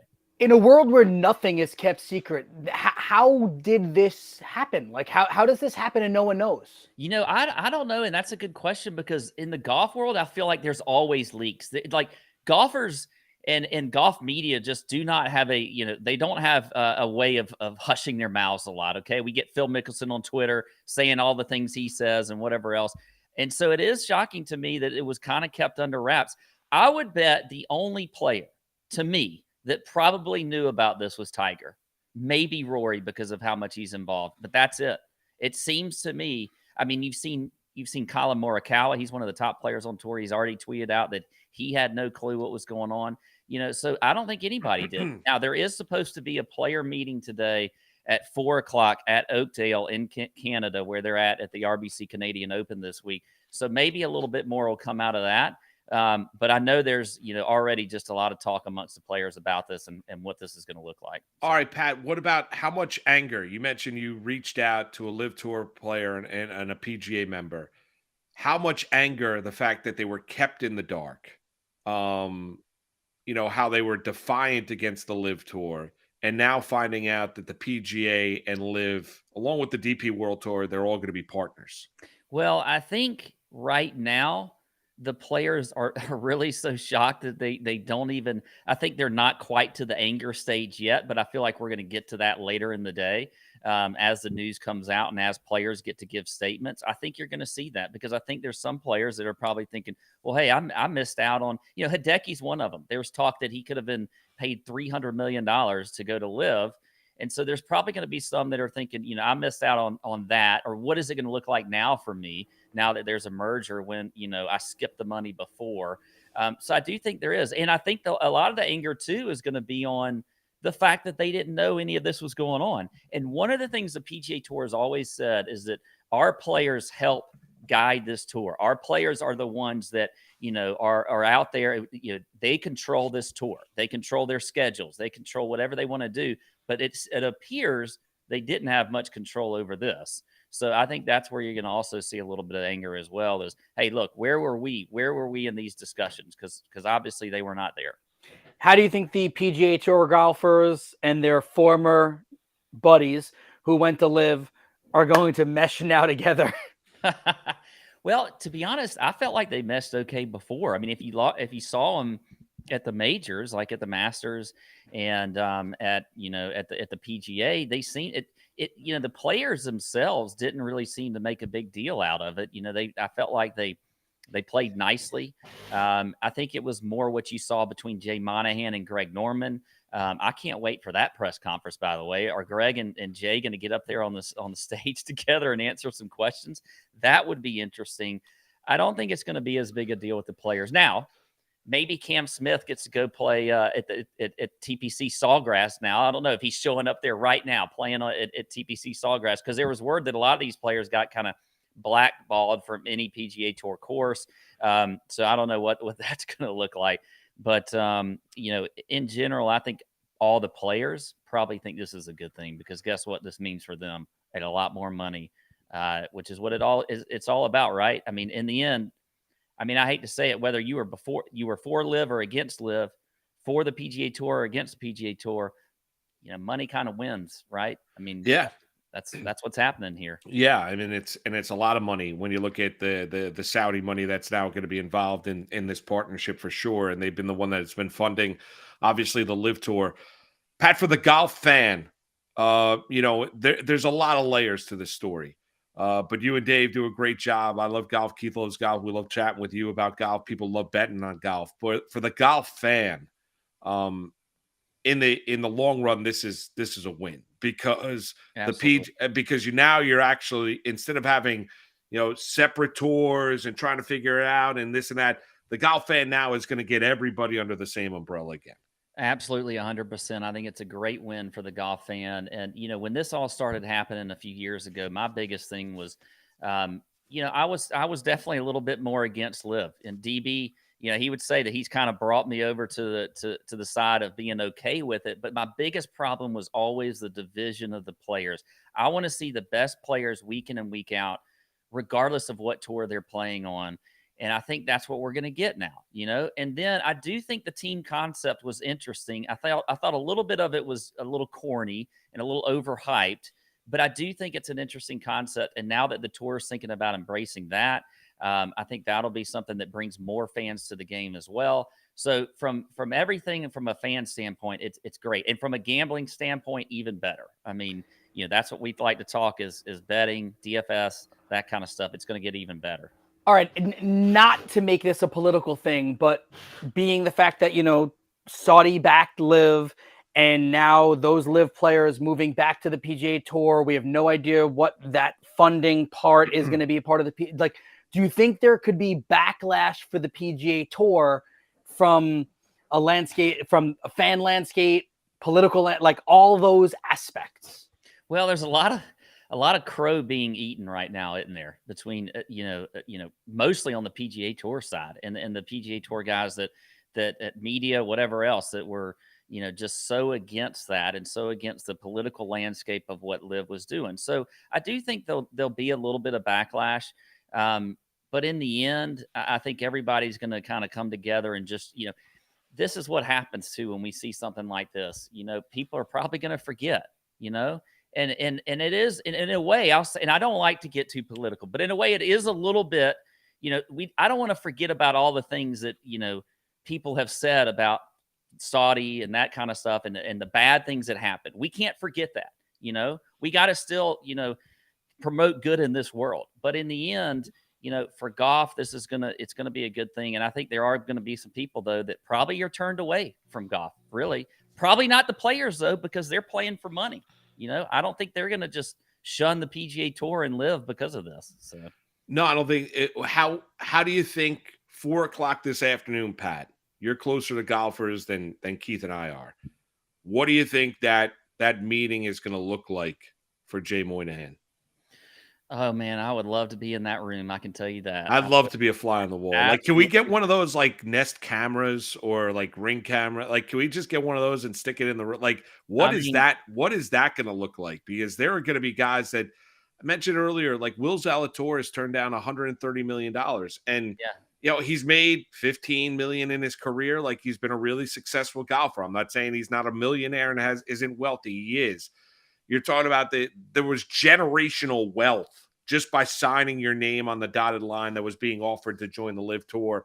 And there were guys that decided to say, no, I'm going to stay strong, be unified, stay with the PGA Tour. And then this news comes out. I'm not telling you those guys were wrong. I mean, they did what they felt was right. But in the end, now it's one big golf community again. I think there's going to be a lot of just, WTFs going on with these players. They're going to be asking those questions, what led us to this? Why did we not know what was going on? And then how are you going to make it up to us for the guys that stayed true to the PGA Tour, the ones that, spoke up for the PGA Tour against LIV? Yeah, I think they're going to be asking those questions. What is it? How are you going to make it up to us for our loyalty? And I think that's probably going to be one of the big questions of Jay Monahan. And then, maybe getting into the weeds a little bit with the structure of this deal and how it could look, because I think that's where, a lot of the confusion lies right now. But, I definitely think these guys are going to be slamming Jay Monahan with a lot of tough questions that he's going to have to get up there and answer. I'd be remiss if I didn't ask you the most important question in the history of Tour Junkies. So, your sexy picture that you put on social media, DB told us about the bet. I don't really care about that part. What went into that pose selection? You had a little shoulder thing going, or what was? Yeah. Well, that was the wife really kind of gave me direction on the pose because I was doing it wrong at first, and she was having to show me how to do it. And listen. I've been working out a little bit, okay? And now, not like David. I know he came on the last show and he's doing pull-ups. You look good, Pat. You look good, man. No, you do look good. You do look good. I appreciate that. You've lost weight. I could tell, man. I have 20 pounds, by the way, since you do. You look great, man. You know how you do that better than just working out? Stop drinking. You stop drinking. Now, I didn't stop altogether, but just a little bit less, and it helps a lot, okay? Also, just change what you drink, too. Exactly. But yeah, so I have been working out. Now, I don't believe David did 100 sit-ups, by the way. I think he was on 3 or 4 when he came on this yellow. That was like Ron Burgundy. Yeah. The 1, 2, 98, 99. Yeah, that was what that was. Yeah, yes. But the wife did direct me on that pose, and it took me, almost 2-3 months to finally pay off that bet. But I kept telling DB, I'm still working on the body. Yeah. I got to get it into the right shape before I'm going to take this picture. So. Any truth to the fact that you, as in you were getting ready for, a pose down, you got spray tanned?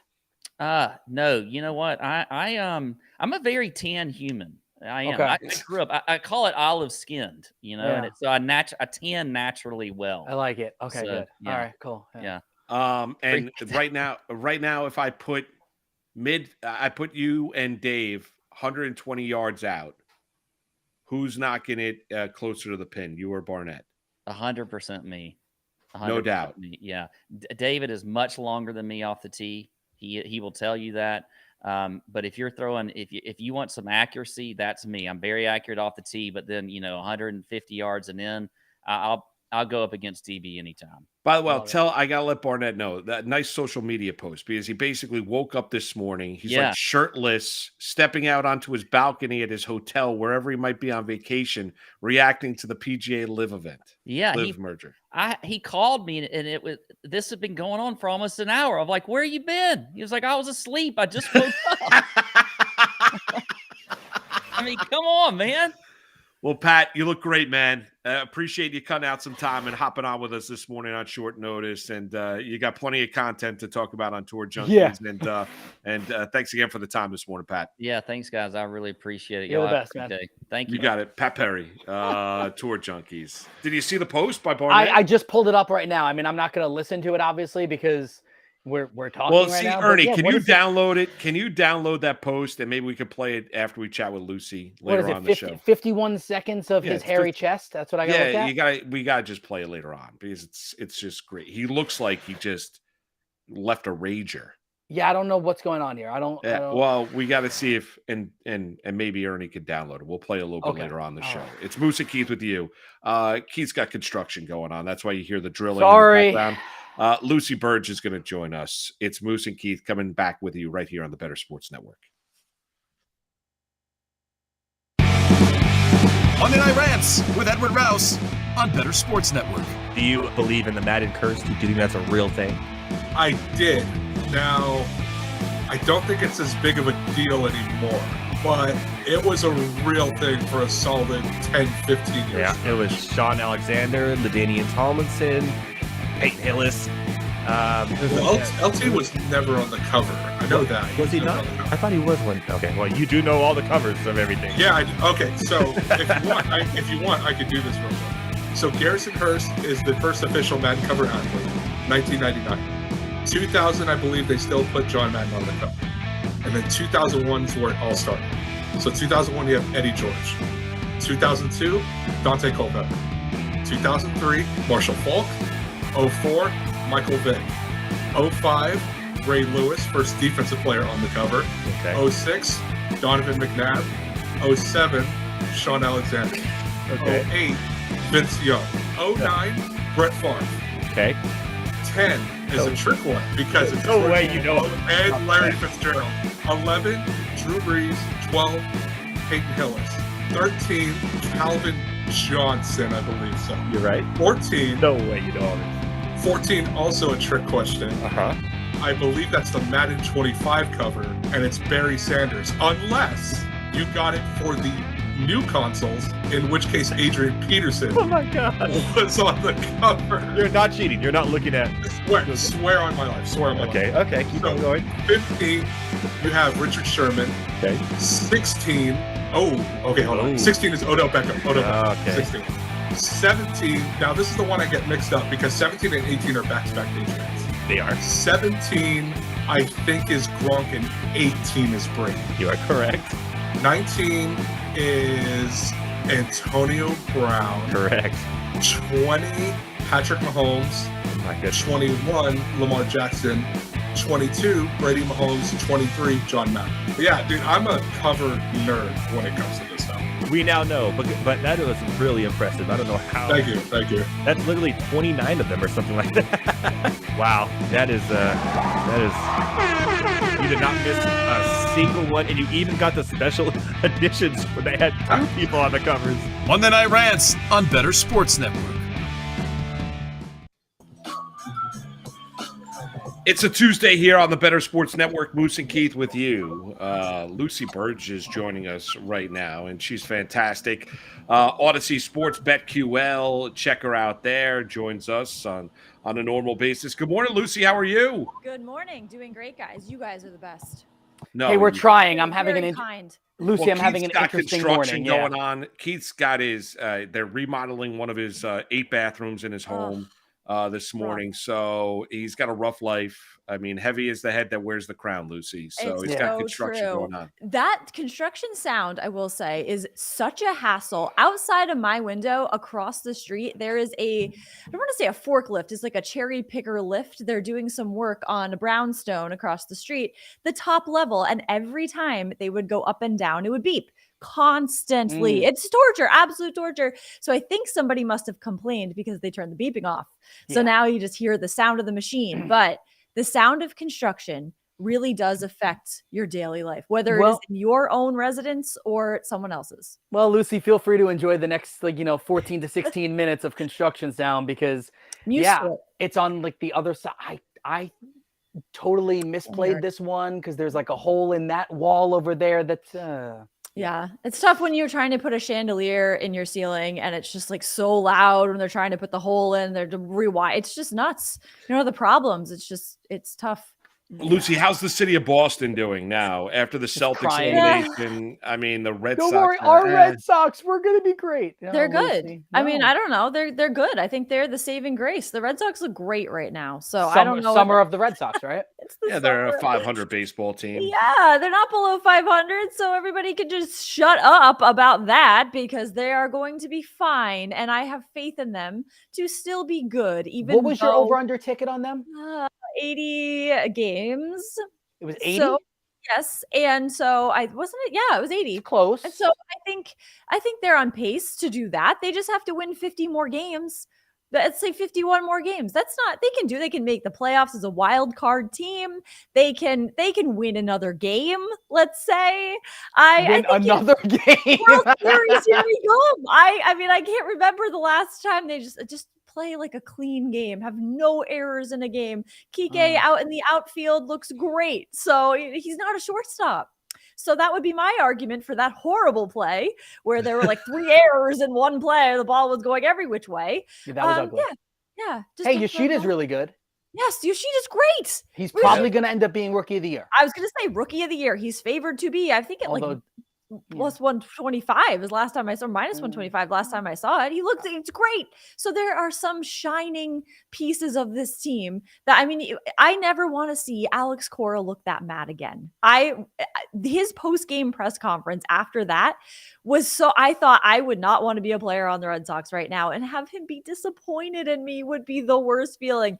He took his jacket off during the game. It was a freezing cold day, and he took his jacket off in the dugout and took like a walk across back and forth. And the city of Boston stood still because Alex Cora took his jacket off. He was mad. Where do you usually, when you go to a Sox game, what's the spot you hit before the game? Are you out there early watching batting practice? No, I am at either some kind of bar before the game. So there is a bar right on Jersey Street where Fenway is. There is a bar that you can only get into if you have tickets. It's called Bullpen. And it's my favorite place maybe in all of Boston because it is completely Red Sox, like also other sports too in Boston themed. And it's just a great vibe. And there's like a back patio area that you can sneaky secret you can get into if you don't have tickets. You can kind of sneak in the back without showing your tickets. But once telling everybody that. But well, I mean, yes, the tens of people that are going to the games, you can get into the back there. But and then once you're in there, you don't have to stand in line to get your ticket scanned. You just go, you get it scanned right there at the door, and then you go right in. So it is all around a perfect spot. Bullpen. You know, we've all gotten very accustomed to you doing your walk and talk posts on social, but maybe you need to do one there. That's what I'm thinking. It would be great. A couple weeks ago, I did that. I went down to Fenway just to mix it up, like to have some other walk somewhere where it's not windy. Where did the fit check thing come from? Like, did you is that a you come up with it thing? Kind of. So TikTok is influencing me slightly because I do watch quite a bit of TikTok now. It's the doom scroll where you just keep scrolling. Fit checks are a thing there, and I think it began with sororities. So there was like Alabama sorority rush TikTok. Everybody all at once was like, oh, well, how did I get on this feed? And they would do a fit check where they name where they get everything they're wearing, like bracelet from so-and-so, shirt from so-and-so, and like bag from Gucci, this, that. And so I was like, oh, I could just incorporate that into my video. And I think one day it just happened. All right. So fit check just happened. So are you on TikTok? I am on TikTok. Because I'm not on TikTok. Oh, you got to do it. It is something. But I feel like if I do it, I'm going to go down this dark hole of TikTokedness. Yes, you do. And I start talking like people on TikTok. Like that is the slang that kids say now, like that is dope. Stuff like that. I start saying like that is sick, dude. Bro, girl, yeah. Do you know, so the bro and bruh thing, right? So do you know hear bruh a lot. Yeah. So for Mother's Day, we got, me and my 2 sons, we got Jody, my wife, a shirt that said, and I'm sure you've seen it. It said mom, ma, mommy, bruh. Yeah. Yup. Yeah. And she wears it very, bruh. Yes. and it like really defines, and like Moose could do this for Donna also, because they've got 3 boys, but like being a boy mom and like it's impossible. It's also, you're a saint, by the way. Oh like my God. I say all the time, I know you do too. Like I say, my wife Jody is an absolute saint. Like boys are gross. But then they're also kind of awesome. Like, yeah, like boys, they're dirty. But girls have drama too, and girls are very expensive. This is the thing. There was one time when I was in college and my dad started to use his Facebook more often. And I was in my dorm room one night, just like on my computer. And I see that he posted on Facebook, didn't tag me in it, nothing about me in it, but a meme of like, it's some meme of like someone throwing money out a window. And it was like daughters are like throwing money out the window. And he just posts this on Facebook. And I was like, Dad, well, thanks a lot. Wow. Sub Facebooking me. Well, it only bothered you because it was true. It's true. Well, but kids are expensive, boys or girls. It doesn't matter. Kids are really expensive. Yep. Like it's and they don't get cheaper; they get more expensive too. Well, and it's true too, because all right, so like I guess like the old thinking would be like, girls want shoes, right? Right? Yeah, Lots of for sure. Guess what? Boys do too. Yeah. And like Jordans and stuff like that are really expensive. It is. I just got my first pair of Dunks, and those were not cheap. They're not cheap. But the thing is, do boys want as many shoes as girls do? No, I don't think they want as many shoes. But here's the deal: like I would, and I don't have any girls. I have 3 boys, but I would think the girls would take care of their stuff a little bit more. Like the boys just like throw their stuff around. Like, oh yeah, no boys are. I kind of do that too, though. Like I'll leave I have a ton of shoes. Like I would just like leave my shoes. My mom used to call it my shoe store downstairs. I would just leave my shoes everywhere. I just like throw my coat anywhere. Just like, oh, I'll pick it up later. But I think boys are maybe dirtier and girls are more messy, but not dirty. Because there is the difference of like, oh, maybe like you don't fold like a blanket or something. And then it's like, but boys, maybe it's like dirty. Like they leave dishes out. Well, like I have to giving too much, but like we have to beg our sons to take showers. Like they don't want to. Yeah, like, I think that's the girls will take showers. Yeah, like we had this conversation at one of the AAU tournaments. A bunch of the dads and the moms were talking about it. It's like one of the dads turned around and goes, "It's not a punishment for you to shower. It's called hygiene, dude." Yeah. Like he said, he's insert name of kid. He goes, "If you're gonna want girls to like you at some point, just rub some soap on yourself." Well, I feel like that's where they start to take care of themselves is when they start becoming interested in girls, and then they realize that that's a thing. Smelliness doesn't attract them. More incentive to shower. Yeah, you can't smell. There's no doubt. Lucy, what's your favorite? I asked you a favorite pregame spot before you go to a Red Sox game. If there's if I ask you like Boston, summer in Boston, what's the go-to place? Like, where do you go in the city of Boston? For a restaurant or like a thing to do? Or To do. Like the best place, I am big on taking walks in the summer. That's what I can't wait for when the weather starts to get warmer. It's been raining the past few days. For taking a walk is like the greatest thing. The other day I walked from my apartment to Beacon Hill, which is not too far, but it's by the Boston Common, and it is gorgeous, stunning there. The Esplanade also, I would say, walk along the Charles River. It is so beautiful, and there's flowers and plants and gardens. There's playgrounds if you have kids. It is beautiful. Is that like Commonwealth Ave or? It is near there. Actually, that's another great walk too. There's a strip in the middle of statues and grass, and it's very pretty to walk there. And then there's Newbury Street. Just go shopping on Newbury Street, and it's beautiful. Anywhere is really beautiful. The Back Bay area, right? Back Bay, that's where I am. Yes, yeah, right there. They have cool looking buildings over there. I remember that from. I think, gosh, it might have been college that I was over there, but yes. Yeah. Oh, the architecture there. Yeah. I've lived here now 8 years in the same apartment, 8 years, and I still see something new every time. Some new piece of architecture, the turret in that building. I haven't noticed that before, or like a stained glass window in some old. I mean, the buildings are old. It's insane. So it's beautiful. Guys, by the way, I think they went on lunch because construction stopped, I think. Oh, there you go. That's how you know this is so true. That's like when it stops, you're like, oh, they must be at lunch. I think they're on lunch right That's now. When I take my walk. Maybe I'll get whistled at. There are upsides to construction on the street. Hey guys, you got any bets, boys? Fit check.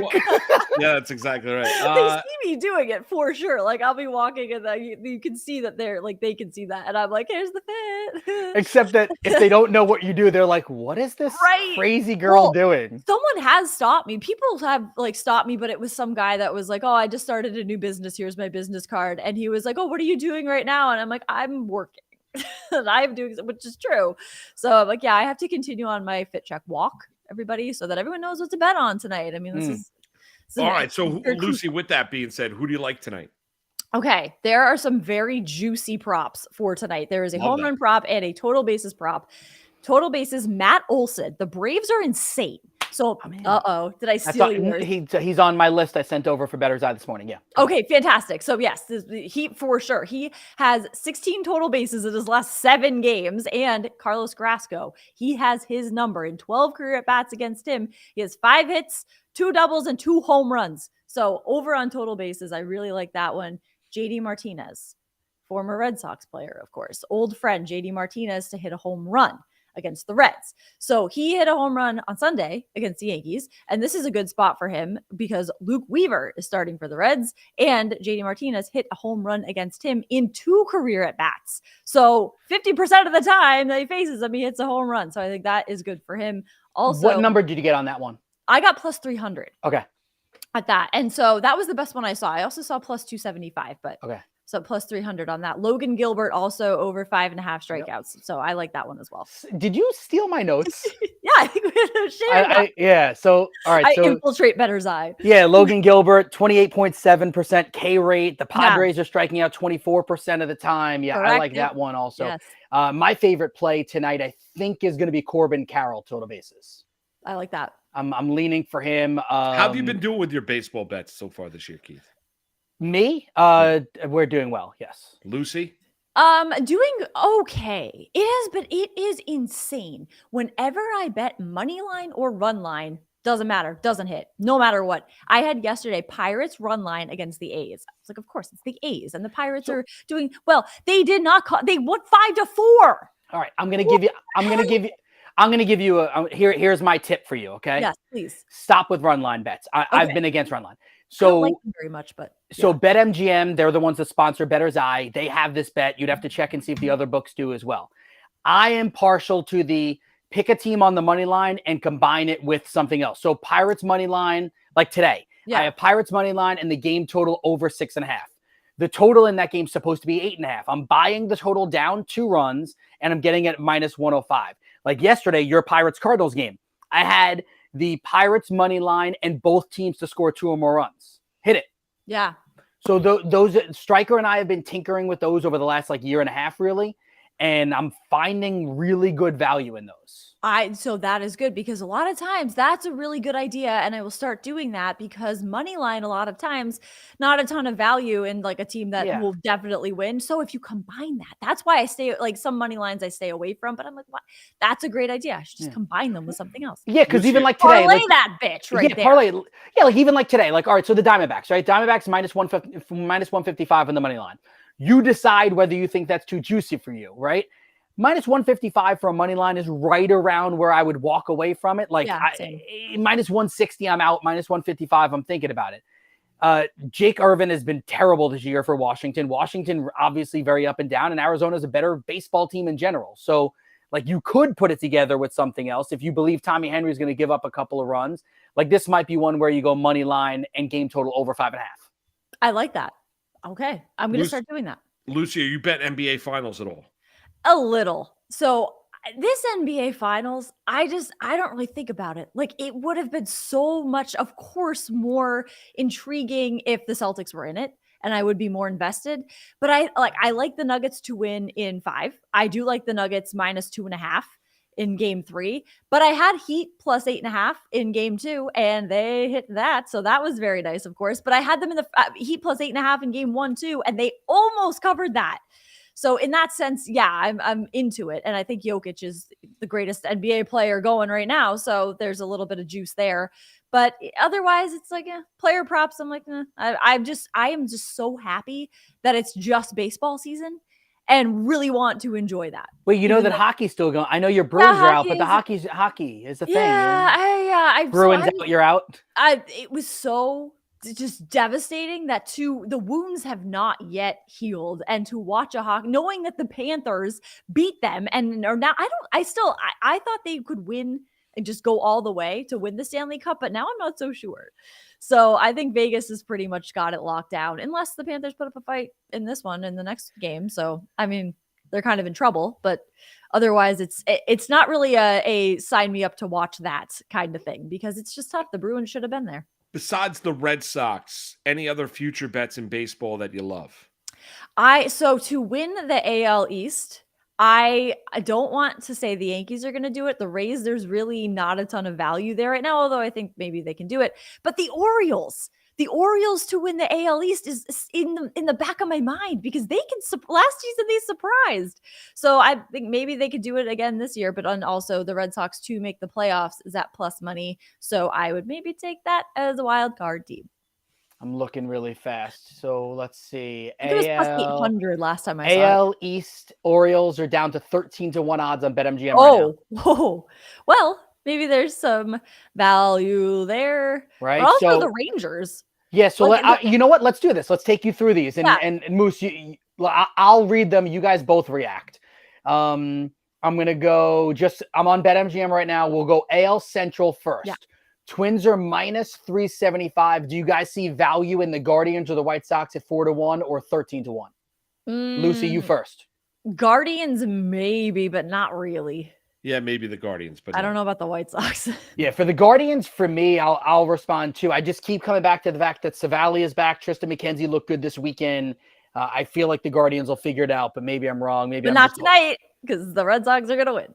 probably not. So Guardians win tonight. Red Sox go home, and Lucy Guardians gonna get swept. posts a sad post tonight. I'll be crying. How about this? If Red Sox lose to Cleveland tonight, you have to post like something like a funny crying thing. Okay, I will do that. It will be very funny. All right, good. AL East, we already did. Let's go to the AL West. So you just mentioned the Rangers. Yeah. Rangers are in first right now. They're the best offense in all of baseball. I think over the last 2 weeks, they're actually averaging over 7. By the way, cash cow, keep going over 4.5 total runs for them. Yeah. Plus 180 for Rangers, minus 175 for Astros. Ooh, I would take the Rangers over the Astros at this point. Also, Evaldi. So you have two former Red Sox pitchers of the month, Michael Wacha and Nathan Evaldi.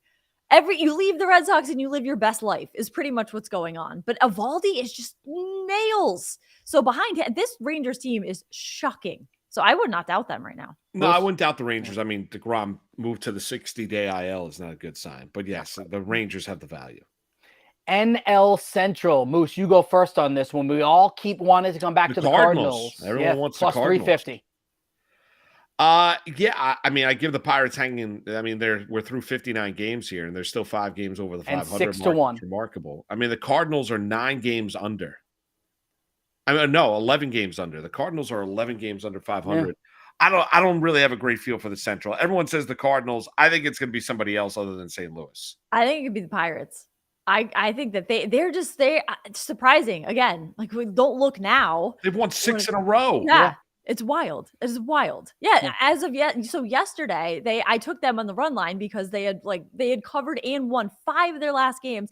Angels completely tanked in the past four games, but more than that. And so I was like, oh, of course. But the Pirates still won it. So that was what mattered. But I like the Pirates in that. And at least the Braves are minus 750. So wild. Like, is that a division? We'll go to you first on this, Lucy. You just avoid like the Braves. Yeah. The Braves are just so good. Looking at pick Matt Olson for tonight, but like pick anybody. I mean, Acuna, wash, rinse, repeat. Exactly. So wild. So they're exciting. They're a team. There's always a team at some point where I'm like, I wish I was a fan of that team because it'd be really fun right now. Yeah. Right now it's the Braves.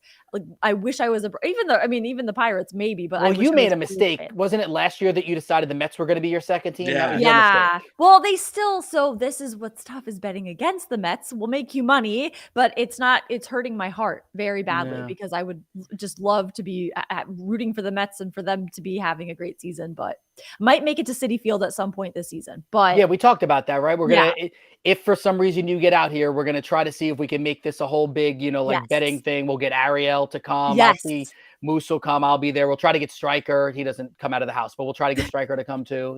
That would be really fun because on Twitter, seeing all the food that they have at Citi Field, my mom wants the milkshake with the donut on it. And she wants to go to a Mets game again. So we're going to do that. We're going to get that done. Yeah, Cody Decker will come too. I can guarantee he'll come. Oh, that would be awesome. NL West, Dodgers minus 700. Any value in the Diamondbacks at 9-1, or we're just walking away from that division? A Diamondbacks? I don't know.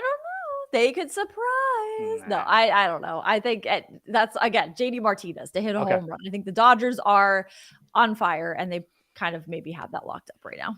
Lucy, you're awesome. BetQL, Odyssey Sports. We appreciate the time. Enjoy the rest of your Tuesday, all right? And we want to see the crying emoji or crying video. Something cryy. I will do a visual of the cry. I will just embody the crying emoji, all of them. The laughing crying, the sweating crying, all the ones with tears. I'll just search tears and emojis and I'll do. And Here's make my sure we're impression. tagged in that because I want to be able to Yeah. repost it. Yes, yeah. All my impression.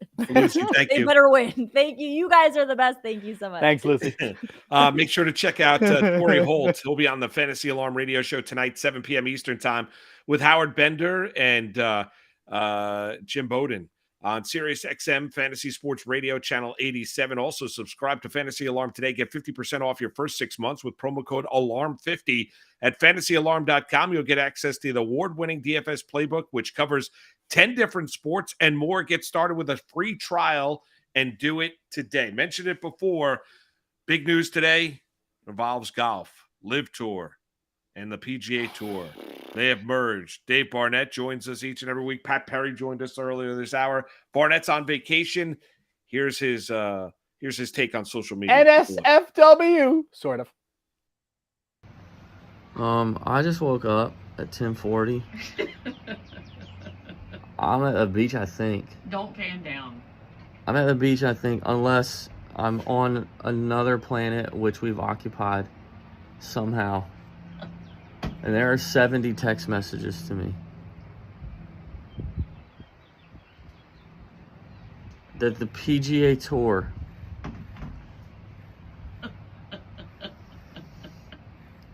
and the Saudi-backed evil Live Tour And don't yell. have joined forces.